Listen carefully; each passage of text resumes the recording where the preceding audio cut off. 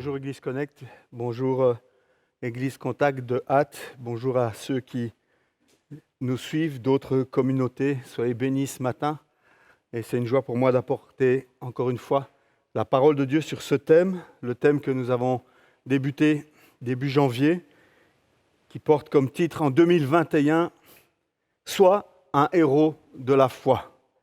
On a vu ça précédemment, on a vu que ce challenge, ce défi, ce n'était pas quelque chose de si fou que ça finalement.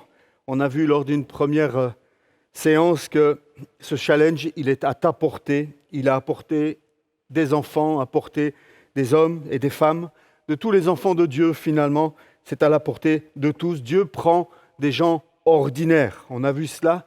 Dieu ne cherche pas des pépites, des gens extraordinaires pour se dire « Ah purée, j'ai besoin de quelqu'un d'extraordinaire ». Non, Dieu cherche des personnes ordinaires pour faire des choses extraordinaires à partir du moment où ces personnes mettent leur confiance en Dieu. Pasteur Sébastien, dimanche dernier, nous a expliqué que c'était la volonté, c'était le désir de Dieu que nous soyons des héros de la foi. Il est derrière nous pour cela, il nous appuie pour cela. C'est vraiment ce qu'il souhaite, c'est de voir chacun de ses enfants être un héros de la foi dans son milieu, là où il vit, là où il évolue. Et il nous avait expliqué aussi que Dieu nous équipe pour cela. Je vous invite à peut-être retourner à ces 2 premières prédications qui se trouvent sur notre chaîne YouTube si vous avez loupé un épisode. Moi, je continue ce matin et vous l'avez vu dans le titre de la vidéo. Mon but ce matin, c'est de vous montrer la face cachée de tous les héros de la foi. Et le texte que je prends de base, c'est le texte que l'on trouve dans Jacques, chapitre 5, verset 17, où il est écrit « Élie était un homme de la même nature que nous ». Tout simplement ce texte. Élie était un homme de la même nature que nous. C'est dans un contexte particulier de sécheresse, de prière, où Élie va élever une prière pour que la pluie revienne. C'était un homme de la même nature que nous. Ce n'était pas un extraterrestre, Élie, ce n'était pas un mi-homme, mi-dieu, ce n'était pas quelqu'un de particulièrement différent de nous, c'était un homme de la même nature que nous. Et lorsque souvent nous regardons aux héros de la foi, le souci que la plupart d'entre nous avons, c'est que nous avons une vision tronquée de ce qu'est un héros de la foi. Que ce soit un héros de la foi que l'on retrouve dans la Bible, que ce soit un de ces héros de la foi que nous vous décrivons le jeudi soir, en quelques pages de la Bible ou en quelques minutes sur YouTube, on vous brosse le portrait d'un héros de la foi. Mais ce portrait ne peut être qu'incomplet. Parce que la réalité, c'est que sur la vie d'un homme de, 70 ans, un petit calcul vite fait, 70 ans, c'est 36 792 000 minutes. Comment est-ce que je pourrais, en 12 minutes, un jeudi soir, résumer correctement la vie d'un homme de 70 ans ? C'est la même chose lorsque vous lisez un livre ou lorsque vous lisez quelques pages de la Bible qui vous parlent de l'histoire d'Abraham ou d'un autre personnage. Ça ne peut être qu'incomplet. Et nous, on reste focalisé sur « le héros de la foi, c'est quelqu'un qui doit vivre des exploits 24 heures sur 24. Un héros de la foi, c'est quelqu'un qui du soir au matin est tout le temps dans la victoire et tout le temps dans les exploits extraordinaires. » Mais il n'en est pas ainsi. Ce que je voudrais que tu comprennes ce matin, c'est que la vie de chaque héros de la foi comporte aussi des échecs. Et plus encore, réaliser ce matin que la vie de tous les héros de la foi, de toutes les héroïnes de la foi, c'est surtout aussi beaucoup de temps banal. C'est aussi beaucoup de morosité, de monotonie, de métro, boulot, dodo.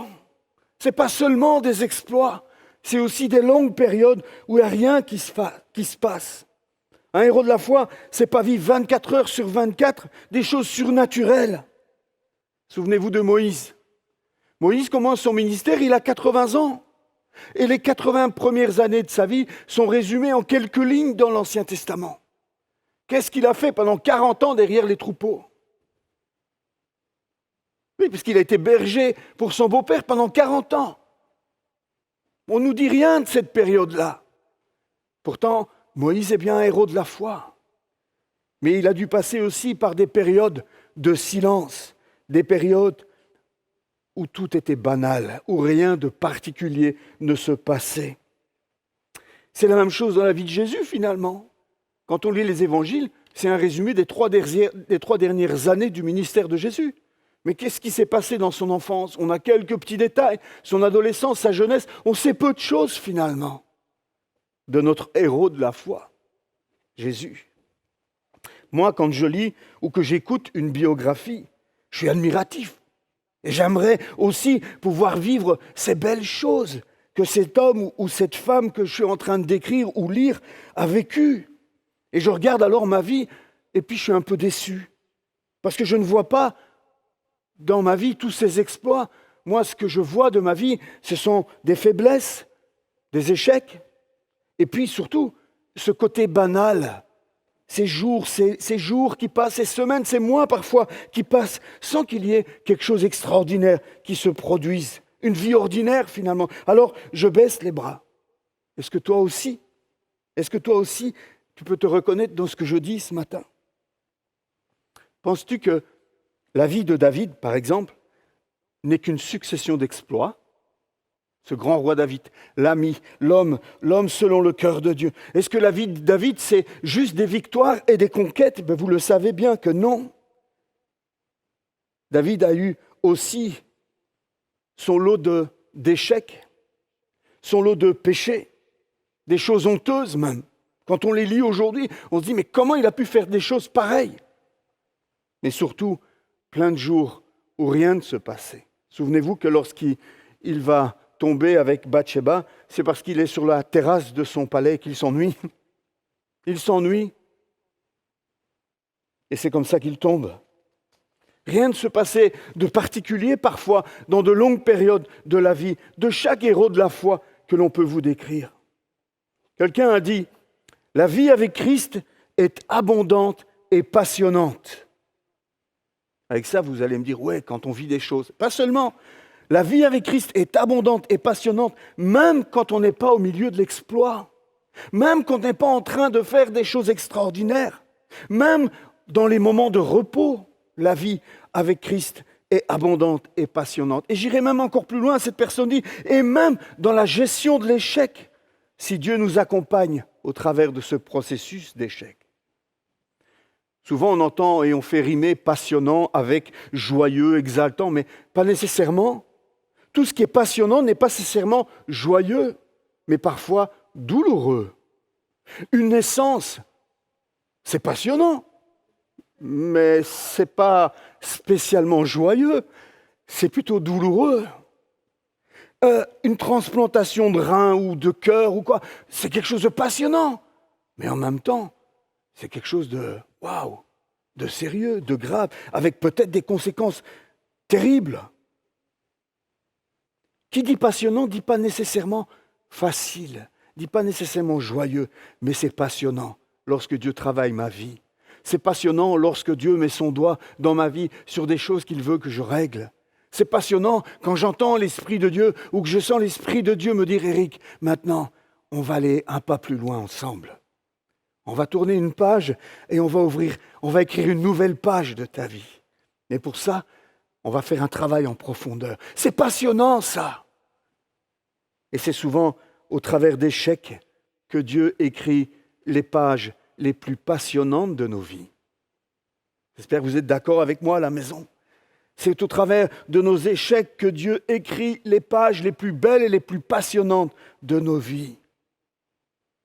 Prenons la conduite, par exemple. Je vais me prendre en exemple. Vous savez, ça fait maintenant, je crois, 37 ans que je conduis. Mais j'en ai fait des erreurs. Tant et si bien qu'à un moment donné, on a jugé préférable, ou mon assureur a jugé préférable que l'assurance ne soit plus à mon nom, mais au nom de Michel. Oui, il ne faut pas rire, c'est comme ça. D'ailleurs, c'est un sujet de taquinerie entre nous, parce que dans l'esprit de Michel, puisque l'assurance est à son nom, c'est sa voiture. J'ai beau lui expliquer que c'est moi qui ai signé le bon de commande, mais voilà, quand je lui demande si je peux prendre ma voiture, j'ai sa réponse, c'est ma voiture, et on est parti. Mais c'est vrai, au début, j'ai fait beaucoup d'erreurs.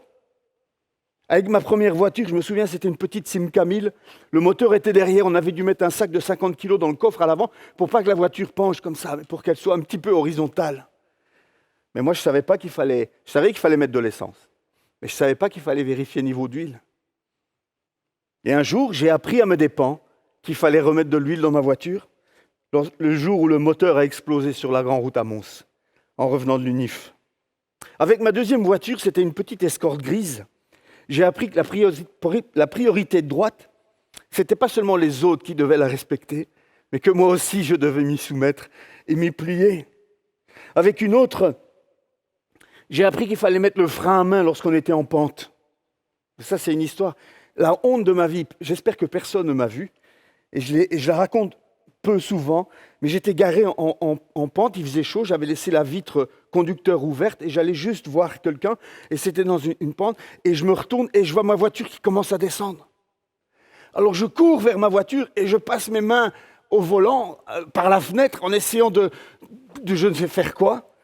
Et là, j'ai appris que si les clés de contact ne sont pas dans le contact, quand on tourne le volant, à un moment, il se bloque. Et j'ai rien pu en faire. Ma voiture a reculé pour aller enfoncer et emboutir une autre voiture stationnée de l'autre côté de la rue. Je n'étais pas très fier. J'ai dû apprendre que les distances de sécurité devant moi, c'était important de les respecter. J'ai dû apprendre que lorsque le sol est gelé, ça glisse un peu. Voilà, toutes sortes d'expériences comme celle-là qui m'ont appris à conduire. Je vous rassure, maintenant, ça fait un paquet d'années que Michel et moi, on n'a plus eu d'accident. Mais j'ai appris au travers de mes échecs. Je savais toutes ces choses, mais il fallait que je les expérimente pour les intégrer et pour que je tire des leçons de cela. Et c'est la même chose finalement dans la vie avec Dieu. Dieu se sert parfois de nos erreurs pour nous corriger. Dieu cherche toutes les occasions possibles finalement pour nous faire progresser. C'est le projet de Dieu, faire de toi un héros de la foi et te faire progresser, te faire grandir. Comme un père, comme une mère se réjouit de voir ses enfants grandir, Dieu se réjouit de nous voir grandir. Dieu ne veut absolument pas que nous régressions ou que nous fassions du surplace. Dieu veut nous voir grandir parce que la croissance, c'est signe de bonne santé. Dieu veut cela pour toi ce matin. Dieu veut te voir progresser. Dieu veut que tu deviennes meilleur. Dieu veut te façonner au travers de toutes les circonstances de la vie. Nous ne pourrions pas vivre uniquement de victoire. Nous ne pourrions pas vivre uniquement d'exploits. Nous avons aussi besoin de temps pour assimiler les victoires. Nous avons besoin de temps de repos pour aussi, simplement, le repos fait partie de la vie. Pourquoi est-ce que nous avons tous besoin de dormir minimum, 6 heures ? Parce que le repos fait partie de la vie. Le repos, les temps où rien ne se passe, ça fait aussi partie du processus de vie et ça fait aussi partie du processus de croissance spirituelle. Et les échecs aussi, Dieu s'en sert. Les victoires, la routine et les échecs font partie de la vie de tous les héros de la foi. J'aimerais que vous puissiez retenir cela ce matin, que tu puisses retenir cela ce matin. Les héros de la foi, ce n'est pas juste des gagnants 24 heures sur 24, c'est aussi des gens, des hommes et des femmes qui connaissent les échecs, qui connaissent la souffrance, qui connaissent des choses difficiles, et aussi des gens dans la vie de qui rien ne se passe parfois pendant de très longues périodes. Je vous rappelle Moïse qui commence son ministère à 80 ans. La Bible, pour revenir au texte que j'ai cité tout à l'heure, la Bible nous dit que Élie était un homme de la même nature que nous. Je ne sais pas si vous connaissez l'histoire d'Élie, mais un des faits marquants de la vie d'Élie, c'est cette fameuse confrontation avec les 450 prophètes de Baal. Élie vient et met au défi le peuple d'Israël à choisir, à arrêter de clocher des deux pieds, à aller une fois vers Dieu et une fois vers Baal. Et Élie vient en tant que prophète de Dieu et il vient défier le peuple d'Israël et il défie pour cela les prophètes de Baal et il leur lance un défi de ouf. Il leur propose, on construit 2 autels avec du bois et on verse de l'eau sur le bois et on construit une tranchée autour de l'autel et on verse de l'eau et les 2 autels sont baignés d'eau et ensuite on prie pour faire descendre le feu du ciel. Et les prophètes de Baal se mettent à danser, à hurler, à se faire des incisions, à invoquer Baal pour que le feu descende. Et évidemment, rien ne se passe. Comment les Baals pourraient-ils faire descendre le feu? Et quand Élie a fini de bien se moquer d'eux, Élie prie et le feu du ciel tombe sur cet holocauste. Et tout est consumé. L'animal, le bois et même l'eau qui est dans la tranchée, tout disparaît. Et à ce moment-là, Élie fait arrêter les 450 prophètes de Baal et il met à mort les 450 prophètes de Baal. C'est assez... Mais on a ici un homme d'une trempe, on a ici un homme, un Élie, un véritable héros de la foi qui défie jusqu'à 450 hommes. Et au chapitre suivant, dans 1 Roi chapitre 19, on voit le même homme, le même Élie, cet homme de la même nature que nous, qui commence à paniquer et qui prend peur parce qu'une femme qui s'appelle Jézabel lui lance des menaces. Attendez, c'est le même homme? C'est le même homme? Est-ce que c'est le même qui vient de défier 450 prophètes, qui a fait descendre le feu du ciel et qui, le chapitre suivant, prend la fuite, se met à courir et nous fait une dépression, littéralement une dépression où Dieu doit venir le consoler, le rétablir? Le chapitre suivant, est-ce que vous comprenez quelque chose à Élie? Oui, Élie était un homme de la même nature que nous. Tu passes par des difficultés, tu passes par l'échec, tu es découragé.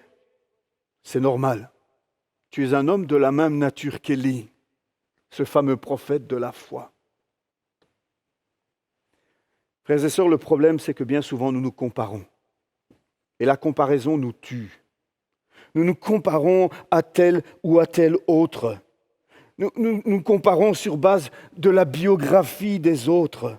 Et de grâce, je vous encourage à regarder ces capsules sur les héros de la foi, mais pas dans le but d'essayer d'être leur sosie, pas dans le but de...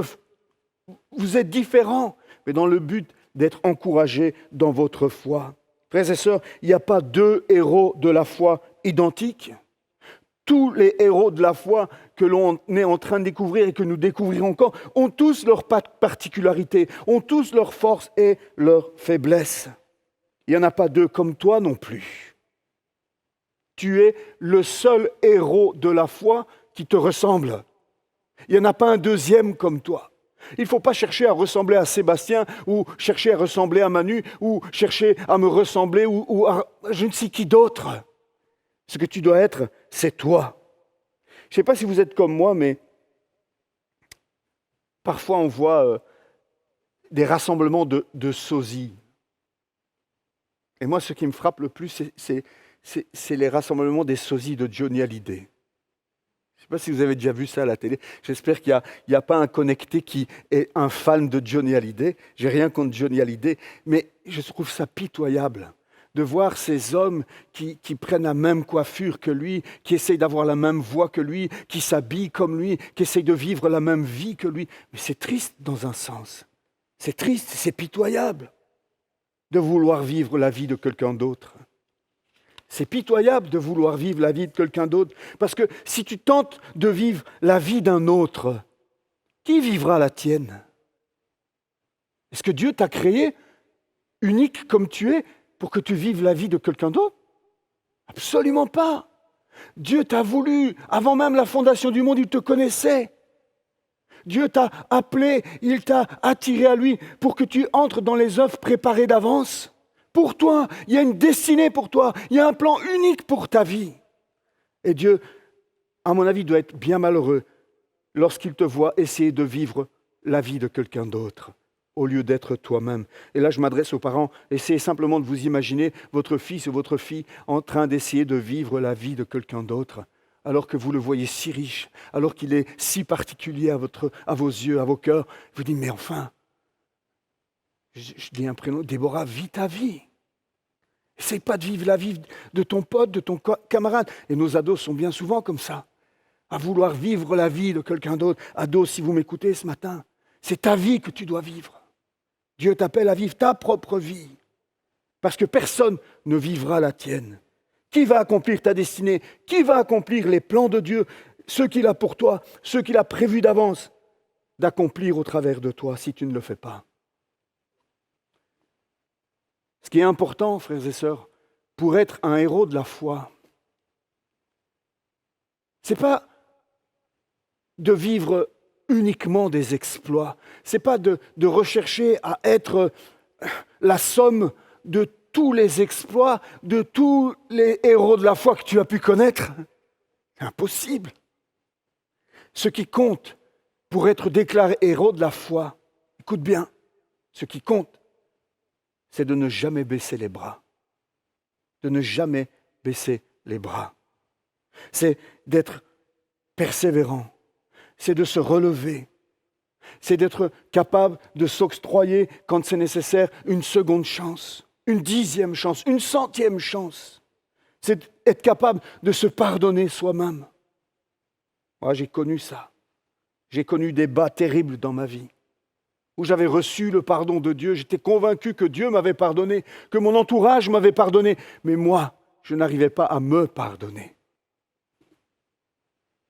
Se reconsacrer, se remettre sur l'autel. C'est hyper important pour tous les héros de la foi, frères et sœurs. Dès le commencement, Dieu s'adresse à Caïn, ce premier homme qui pêche. Dieu s'adresse à Caïn après sa faute et lui dit, si tu agis bien, tu relèveras ton visage. Domine sur le péché, fais le bon choix et poursuis-moi. Genèse 4, verset 7, dans une version particulière. Est-ce que Salomon est cité dans les héros de la foi? Moi, je suis toujours mal à l'aise lorsque je lis l'histoire de Salomon. Un homme extraordinaire qui débute d'une manière extraordinaire en demandant la sagesse. Et Dieu le bénit et il construit le temple et il fait des choses extraordinaires. Et à la fin, il a tellement de femmes et de concubines qu'il va tomber dans l'idolâtrie. Est-ce que Démas, le collaborateur de l'apôtre Paul, est cité dans les héros de la foi? Non. Il a abandonné Paul, nous dit la Bible, pour les plaisirs de ce monde.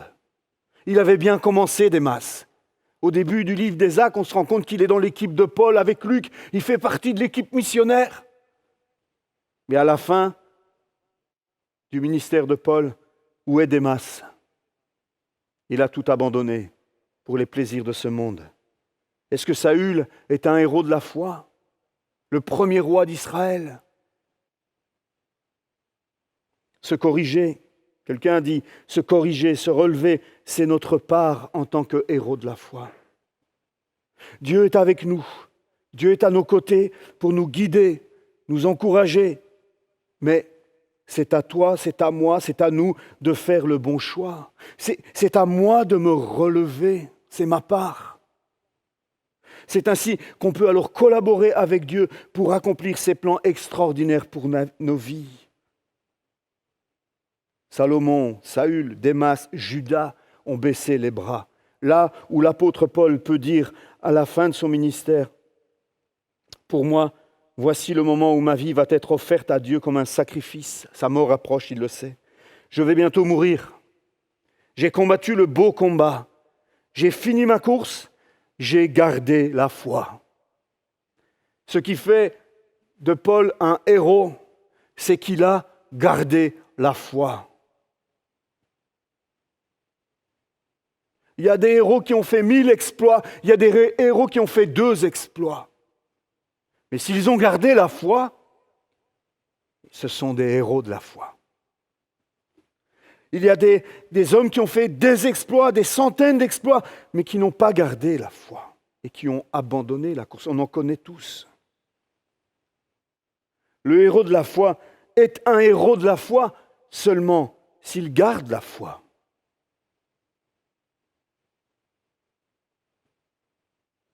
Josué est un héros de la foi. Il connaît un succès fou. Il est dans l'ombre de Moïse pendant des années. Il est dans la tente de la rencontre. Ça m'a toujours troublé, ça. Moïse quittait la tente. Son serviteur Josué restait. Qu'est-ce qu'il a dû vivre là, Josué?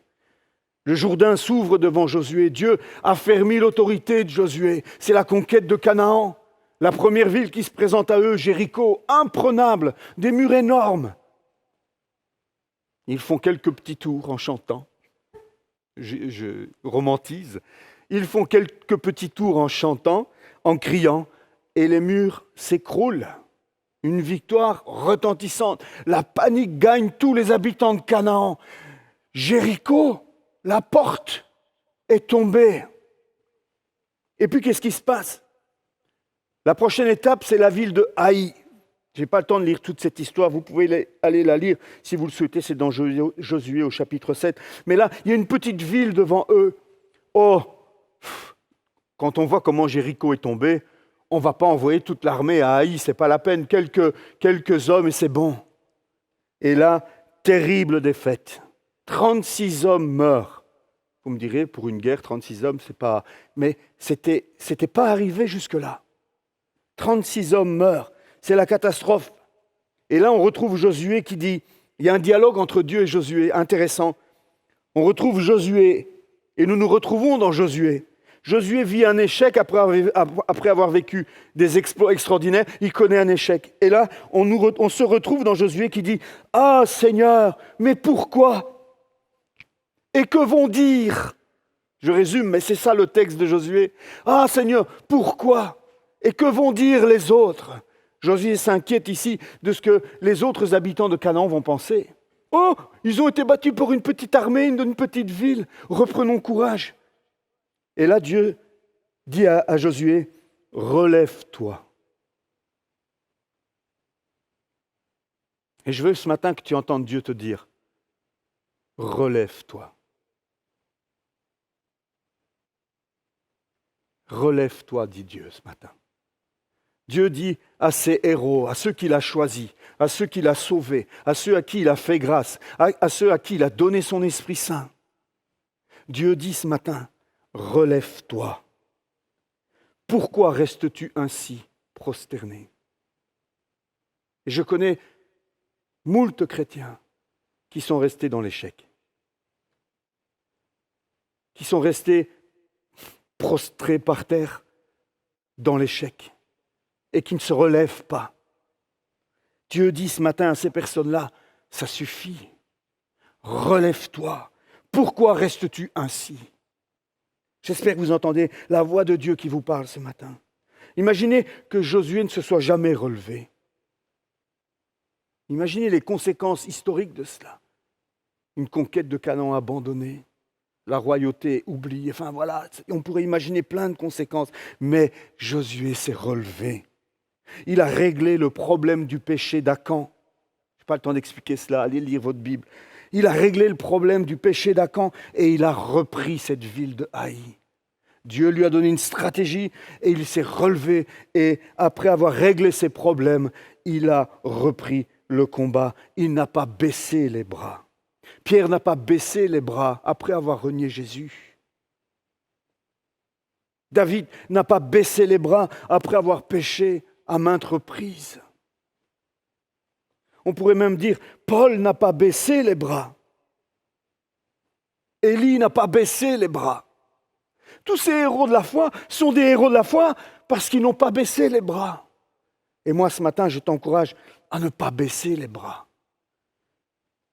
à te relever, à reprendre tes armes et à te remettre au travail pour ton Seigneur.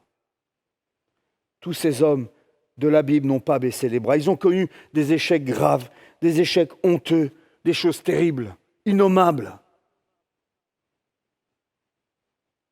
Mais ils se sont relevés et ils ont fini la course. Ils ont gardé la foi. Commencer quelque chose, ce n'est pas compliqué. Tout le monde peut commencer une course. Manu, il fait souvent les 20 km de Bruxelles. On en trouve beaucoup, Manu, sur le bord du chemin.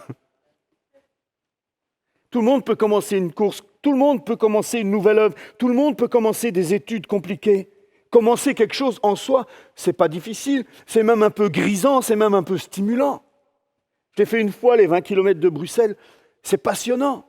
Avant d'être là, le jour X, on rêve, on se dit oh, « je vais finir dans les 10 premiers, je vais cartonner, moi, tu vas voir les 20 km de Bruxelles, fou, les doigts dans le nez ». Et puis quand on est là dans la foule et qu'on se rend compte qu'il y a 20 000 personnes autour de soi, on se dit ouais, peut-être pas dans les 10 premiers. On se rend compte que ce n'est pas aussi simple, mais c'est grisant, il y a la foule qui est là. Et au départ, le coup de sifflet est donné et on court, on ne sait même pas où on va, on ne voit même pas le chemin tellement il y a du monde. On se laisse porter par la foule qui court, on suit le rythme. Et petit à petit, il y a des écarts qui s'installent et on peut commencer à courir à son propre rythme. Et c'est encourageant quand on voit qu'on dépasse des petits jeunes. Waouh, on prend de l'assurance. Waouh, je vais finir, ça va bien se passer.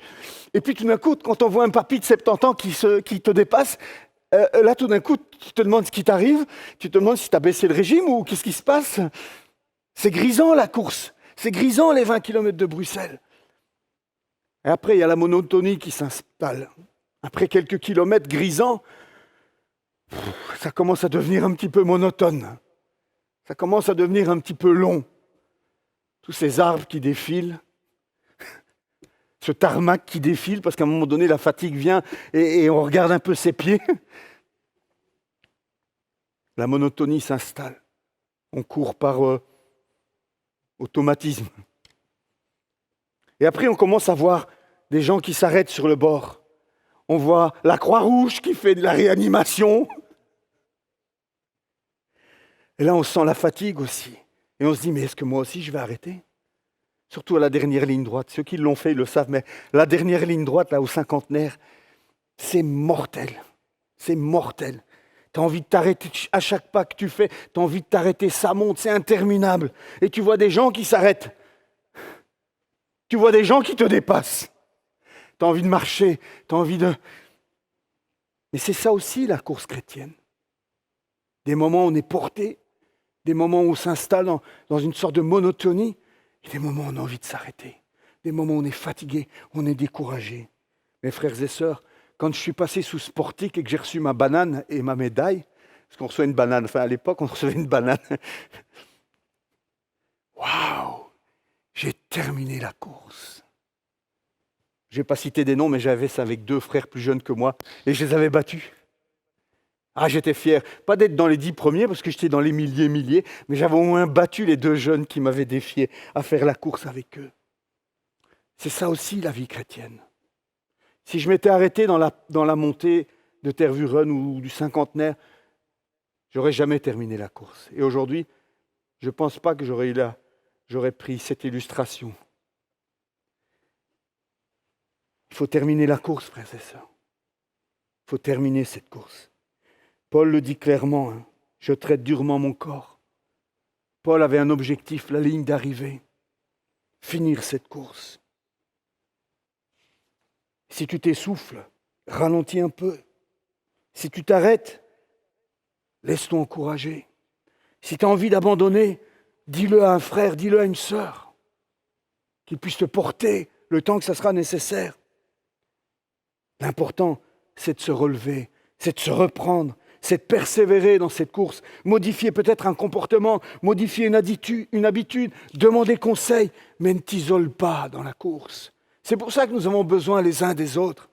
C'est pour ça que Dieu a conçu l'Église, non pas comme une somme d'individus, mais comme un ensemble, une famille de frères et de sœurs qui s'encouragent mutuellement. Les yeux fixés sur la ligne d'arrivée pour finir cette course. Et peu importe le chrono que tu auras fait, on m'avait donné mon chrono, mais je ne l'ai pas retenu, ça doit être indiqué sur le papier que j'ai reçu. Peu importe le chrono, chacun court en fonction de son âge, en fonction de ses capacités, en fonction de son entraînement, mais j'ai fini la course. Mieux vaut se glorifier de l'accomplissement d'une chose que de son début, frères et sœurs. Si tu n'as pas terminé la course, tu ne pourras pas dire au Seigneur là-haut, « Oui, mais j'avais bien commencé. » Non. Ça nous fait penser à cette parabole où un père dit à son fils, « Va travailler dans mon champ. » Et le fils dit, « Oui, papa, pas de problème, j'y vais. » Mais il n'y va pas. Et puis il y a ce fils qui dit, « Non, je ne veux pas y aller », qui commence très mal, mais qui finalement se remet en question et fait ce que son père lui a demandé. Dans quelle catégorie es-tu ce matin? Vous connaissez tous, je suppose, ce fameux président Abraham Lincoln. On parle beaucoup des présidents des États-Unis ces jours-ci. Je pense que vous devez tous savoir qu'il y a un pays qui s'appelle États-Unis et que là-bas se passent des choses. Eh bien, Abraham Lincoln, c'était le 16e président des États-Unis. On le connaît tous. Des films ont été faits, des documentaires, des livres en nombre sur sa personne. Mais est-ce que tu connais son histoire avant d'accomplir son rêve de devenir président? Sais-tu qu'il est né de parents pauvres et illettrés? Sais-tu qu'il a été confronté toute sa vie à toutes sortes de défaites et d'échecs? Il a été défait 8 fois aux élections. 8 fois il s'est présenté, 8 fois il a été battu. Il a subi 2 faillites économiques dans les affaires. Il s'est relevé d'une dépression nerveuse. Il aurait pu baisser les bras. Plusieurs fois, il aurait pu baisser les bras. Mais à chaque fois, il a retroussé ses manches. Il n'a jamais lâché. Et il est devenu l'un des présidents des États-Unis les plus célèbres et les plus connus. Voici un petit aperçu de son parcours avant de pouvoir réaliser son rêve. En 1816, les Lincoln sont chassés de leur maison avec ses parents. Ils perdent leur maison et Abraham doit se mettre au travail pour subvenir aux besoins de la famille. En 1931, il va faire sa première faillite. Ses affaires ne vont pas bien. Un an après, il se lance en politique et il se présente aux élections législatives et il est battu. La même année, il perd son emploi, il veut faire des études de droit, il veut changer d'orientation, mais il est refusé au concours d'admission. En 1933, il fait un emprunt pour essayer de se relancer à nouveau dans les affaires, mais il fait faillite à nouveau. Il aura besoin de 17 années pour rembourser ce prêt, cette faillite. Pendant 17 ans, il a remboursé ses dettes. En 1934, il se présente à nouveau aux législatives, et là, enfin, il est élu. Les choses semblent bien tourner pour lui. Un an plus tard, il a des projets de mariage, mais sa fiancée meurt avant qu'il ne puisse se marier. À la suite de cela, il va tomber dans une grave dépression nerveuse, et pendant 6 mois, il va rester dans son lit. On n'imagine pas ça, hein? 6 mois au lit, en dépression. En 1938, il se porte candidat à la présidence de la Chambre des représentants de l'Illinois. Et là, il est battu. En 1940, il se présente au collège électoral et il est battu à nouveau. En 1943, il se présente au Congrès et il est battu aussi. Rien ne semble aller pour lui. Toutes les portes se ferment. En 1946, il se présente à nouveau au Congrès. Enfin, il est élu. Et il se rend à Washington où il fait du bon travail pendant 2 ans. Il sollicite alors un 2e mandat au Congrès. Il a fait du bon travail. Mais il n'est pas réélu. Il est battu à nouveau. En 1949, il postule comme agent des terres dans son État natal pour essayer d'avoir un autre métier. Il ne l'obtient pas. Alors il revient à la politique en 1954. Il se présente au Sénat des États-Unis. Il est battu. En 1956, il pose sa candidature à la vice-présidence lors de la Convention nationale du parti. Il obtient à peine 100 voix. Il est battu. En 1958, il se présente au Sénat. Et encore une fois, il connaît l'échec. Vous allez me dire, mais c'est interminable. Oui, ça se termine là.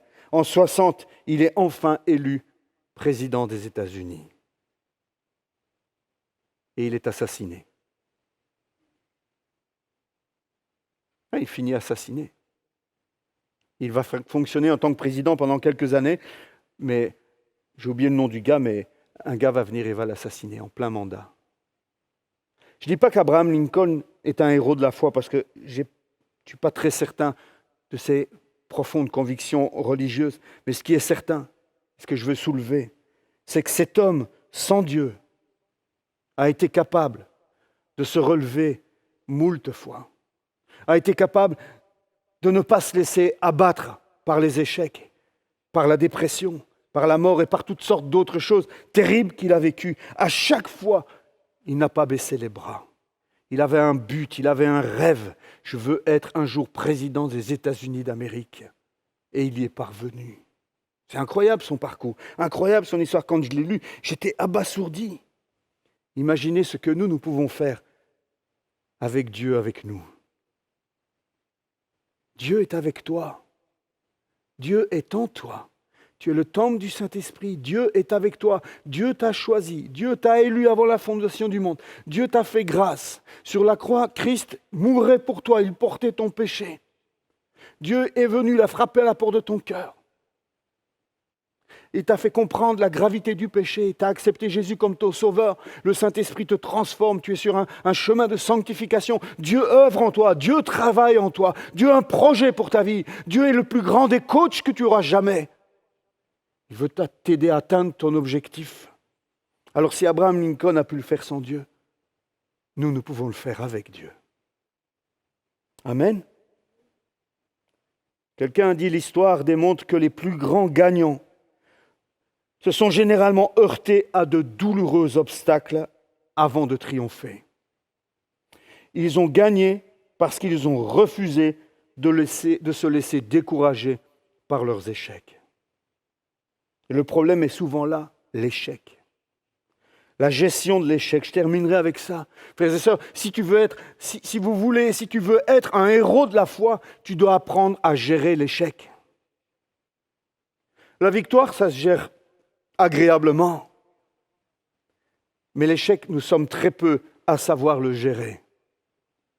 Et c'est capital d'apprendre à gérer l'échec, parce que personne ne peut connaître le succès s'il n'a pas d'abord appris à gérer les échecs. Nous avons tous nos haïs, nous avons tous nos Jézabel, nous avons tous des situations, des échecs, des maladies, des situations, des deuils, toutes sortes de choses. Nous avons tous sur notre parcours, sur notre chemin, des villes à prendre qui semblent imprenables, avec des géants. Mais nous ne gérons pas tous ces haïs comme Josué l'a géré. L'échec est un bon pédagogue. J'aimerais que vous puissiez intégrer cela ce matin. Arrêtez de voir l'échec comme quelque chose d'absolument dramatique, d'absolument négatif, d'absolument réducteur. Il y a moyen de tirer du bon de l'échec. L'échec est un bon pédagogue. Son école est dure, c'est vrai, mais celui qui s'assoit sur ses bancs y apprend les meilleures leçons de vie et s'améliore pour faire mieux et réussir la prochaine fois. L'échec n'est pas la fin, mais une école pour un lendemain meilleur. Peut-on apprendre à marcher ou à courir sans jamais tomber? Est-ce que c'est réaliste pour un papa et une maman de voir leur petite fille, leur petit garçon qui se met à faire les premiers pas et d'espérer « Oh, j'espère que jamais il ne tombera en marchant, que jamais il ne connaîtra la chute en courant ». Est-ce que ce n'est pas un peu utopique de croire cela? Nous savons tous qu'il faudra du mercurochrome pour les genoux. Nous savons tous qu'il y aura des croûtes, il y aura des blessures, il y aura des pleurs, il y aura des larmes. Nous le savons en tant que parents parce que nous-mêmes, nous sommes passés par là. Il en est de même de la vie chrétienne. C'est sûr qu'en tant que père, j'aurais préféré que mes fils apprennent à marcher, à courir sans jamais tomber. Bien sûr. Et Dieu aussi souhaite cela. Mais Dieu nous connaît. Et Dieu sait que nous tomberons souvent. Et lorsque Christ meurt sur la croix, il sait que tu vas tomber souvent. Lorsque Dieu t'appelle et inscrit ton nom dans le livre de vie, Dieu sait que tu vas tomber souvent. Lorsque Dieu te confie un ministère, lorsque Dieu veut te faire entrer dans sa destinée, Dieu sait que tu n'es pas parfait. Dieu sait tout cela. Et pourtant, il te choisit quand même. Frères et sœurs, se relever, gérer l'échec, c'est capital. Je voudrais vous inviter ce matin, pour arriver tout doucement vers la fin, vous demander de faire attention particulièrement à 4 choses concernant l'échec. Vraiment. Peut-être, je vous encourage même à les noter. Si tu veux être un héros de la foi, il te faut faire attention, premièrement, à ce que l'échec ne définisse pas le reste de ta vie. Ne deviens pas l'échec. Il y a des frères et sœurs qui sont tombés, qui ont connu l'échec, et leur vie est devenue l'échec. Le restant de leur vie a été défini et déterminé et orienté par cet échec. Christ est mort pour que ça ne soit pas le cas. Deuxièmement, par rapport à l'échec, fais attention que l'échec ne t'amène pas à douter de tes capacités à réussir. C'est un mensonge du diable. Non, Tu as déjà essayé 3 fois, tu as déjà essayé 5 fois, tu as déjà essayé 10 fois, à chaque fois c'est la même histoire. Tu tombes tout le temps, c'est toujours les mêmes. Non, c'est pas pour toi. La victoire, c'est pas pour toi. La réussite, c'est pas pour toi. Les autres, oui, regarde tout autour de toi, ils vont tous super bien, mais toi, non. Admets, c'est tout. Il y a des gens qui réussissent, il y a des gens qui ratent. Dites non à ce mensonge. Dites non à ce mensonge. Ne laissez pas l'échec ou les échecs vous amener à douter de vos capacités à réussir. Parce que celui qui vous aide à réussir, c'est Dieu lui-même. Dieu lui-même. Et il est plus grand que nos échecs. Troisièmement, attention que l'échec ne nous amène pas à douter de Dieu et du plan de Dieu pour ta vie. Là aussi, même chose, le diable vient avec les mêmes mensonges. Je vous rappelle que vous êtes nés non du fruit du hasard, vous êtes nés de Dieu. Vous êtes nés de Dieu. C'est vrai que vos parents ont un peu contribué, mais vous êtes nés de Dieu, vous êtes enfants de Dieu. Et lorsque vous naissez de Dieu, Dieu n'a pas besoin de faire une introspection, de se gratter la tête et de se dire, tiens, qu'est-ce que je vais bien pouvoir faire avec ce Gugus-là ? Qu'est-ce que je vais faire avec celui-là ? Non. Avant que tu naisses, Dieu sait les projets qu'il a pour ta vie. Dieu sait ce qu'il veut accomplir au travers de ta vie. Toi qui m'écoutes ce matin, je veux te dire, Dieu a un projet pour ta vie. Tu n'es pas venu là par hasard, tu n'es pas le fruit d'un accident, même si c'est ce qu'on t'a dit. Tu n'es pas né de Dieu par accident, tu es né de Dieu par la volonté de Dieu. Parce que Dieu a un projet pour toi.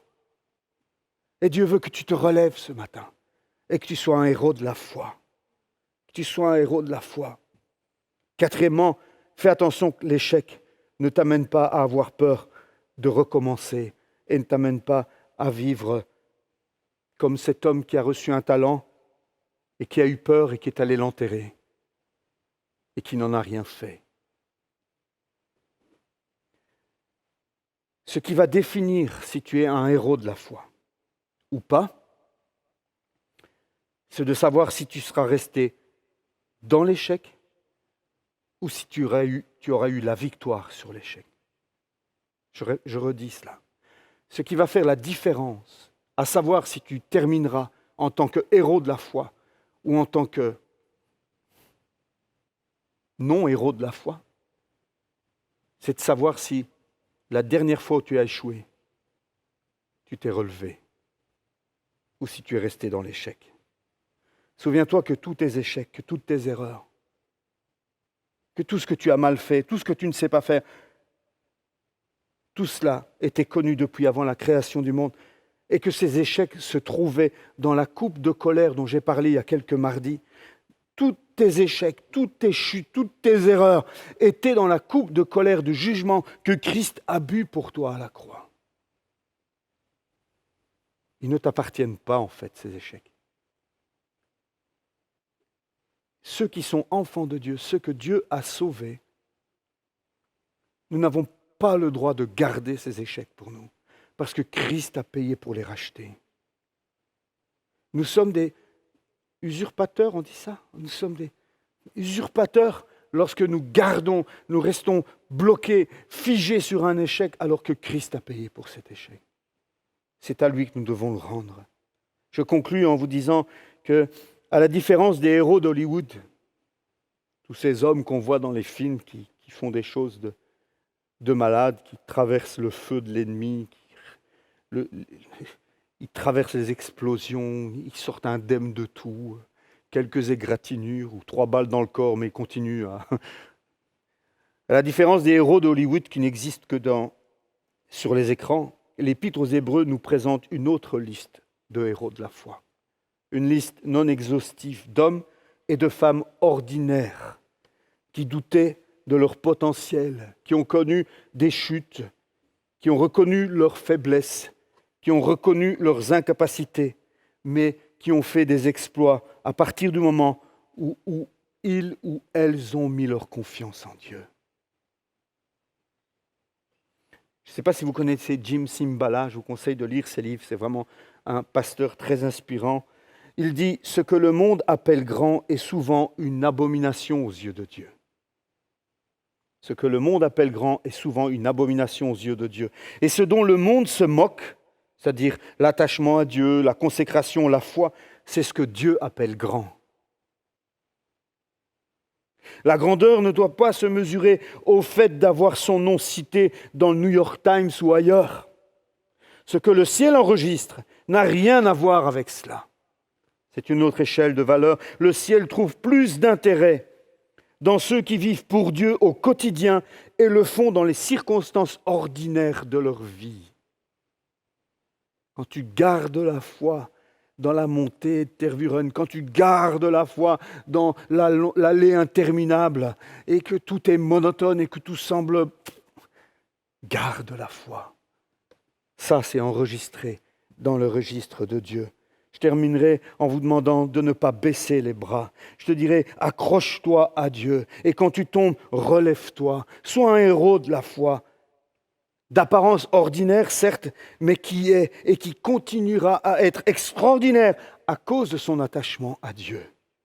Ce qui fait la différence, c'est pas moi, c'est pas Manu, c'est pas... Ce qui fait la différence, c'est que nous sommes attachés à Dieu. C'est que Dieu agit, travaille au travers de nous. Sois encouragé ce matin à persévérer dans ta marche avec Dieu. Et en 2021, sois un héros de la foi. Amen. On va prier ensemble. Et je vous invite à la maison à peut-être juste fermer vos yeux un instant. Et j'aimerais vraiment prier maintenant que le Saint-Esprit vienne relever ceux qui ont besoin d'être relevés.